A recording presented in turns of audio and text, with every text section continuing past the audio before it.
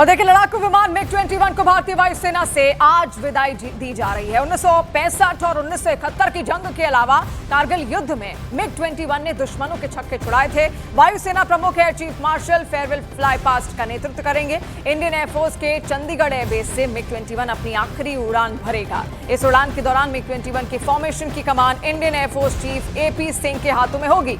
इस दौरान झुंझुनू की स्क्वाड्रन लीडर प्रिया शर्मा भी उनके साथ MiG-21 की फॉर्मेशन में शामिल होंगी। पिछले 6 दशकों से आसमान में भारत की शान रहा MiG-21 सुपरसोनिक फाइटर एयरक्राफ्ट आज अपनी आखिरी उड़ान भरेगा। इस ऐतिहासिक पल में सिर्फ MiG-21 को अलविदा नहीं कहा जाएगा, बल्कि भारतीय वायुसेना में नारी शक्ति की बढ़ती ताकत भी दुनिया देखेगी। और इस मौके पर स्क्वाड्रन लीडर प्रिया शर्मा, जो इंडियन एयरफोर्स की 7वीं महिला फाइटर पायलट हैं, जो MiG-21 को आखिरी बार आसमान की ऊंचाइयों में ले जाएंगी, इस दौरान उनका साथ देने के लिए खुद air chief marshal AP Singh इस फ्लाइट फॉर्मेशन का हिस्सा होंगे। MiG-21 के रिटायरमेंट समारोह में रक्षा मंत्री राजनाथ सिंह, CDS जनरल अनिल चौहान, सेना प्रमुख जनरल उपेंद्र द्विवेदी, वायुसेना प्रमुख air chief marshal AP Singh और नौसेना प्रमुख एडमिरल दिनेश के त्रिपाठी सहित कई वरिष्ठ अधिकारी इसमें उपस्थित रहेंगे। देखिए, एक लंबी उड़ान यहाँ पर MiG-21 ने भरी। रूस से 1962 में इसको खरीदा गया था और ऐसे में तब से अपनी हवाई जिस तरीके से सुपरसोनिक अंदाज में ये उड़ान भरता है, दुश्मनों के इसने छक्के छुड़ाए। 1965 का युद्ध, 1971 का युद्ध, कारगिल युद्ध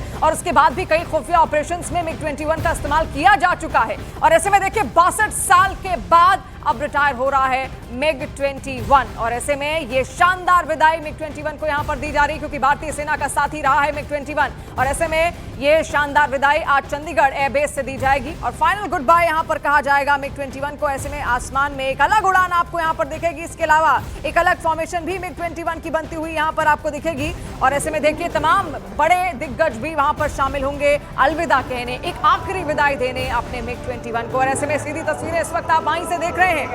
देखिए, ये आखिरी उड़ान होने वाली है। 1965, 1971 भारत पाकिस्तान युद्ध, 1999 में कारगिल युद्ध, फिर बालाकोट स्ट्राइक और ऑपरेशन सिंदूर में भारत का शौर्य बढ़ाने वाली ये जंगी जहाज आज रिटायर हो रहे हैं। चंडीगढ़ में इनको आज ये आखिरी विदाई दी जा रही है। MiG-21 विमानों के स्विच ऑफ स्क्वाड्रन के कमांडिंग अफसर एयरफोर्स चीफ को फॉर्म 700 के रूप में एक बड़ी किताब भी यहाँ पर आज सौंपने वाले हैं।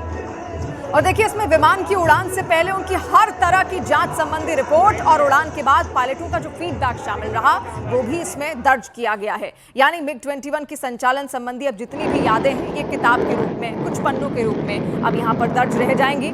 लेकिन ये उड़ान आप देखिए, ये आखिरी उड़ान जरूर है, लेकिन हम सबके दिल में हमेशा हमेशा के लिए ये बस जानी है। ये गूंज इस विमान की हमारे दिलों में बसी रहेगी, क्योंकि 1965 का युद्ध, 1971 की जंग भी हमने जीती इसी MiG-21 के बलबूते में। और देखिए, ऐसे में MiG-21 के अलग अलग वेरिएंट्स भी यहाँ पर हैं, वो भी हम आपको बताएंगे। लेकिन सबसे पहले आपको लिए चलते हैं सीधे चंडीगढ़, उसी धरती पर जहां से आज विदाई दी जा रही है MiG-21 को। संदीप बोल हमारे सहयोगी इस वक्त हमारे साथ जुड़ रहे हैं। संदीप, कोई छोटा मोटा सफर नहीं, 62 साल का सफर तय किया है MiG-21 ने और आज ये अंतिम विदाई देश दे रहा है।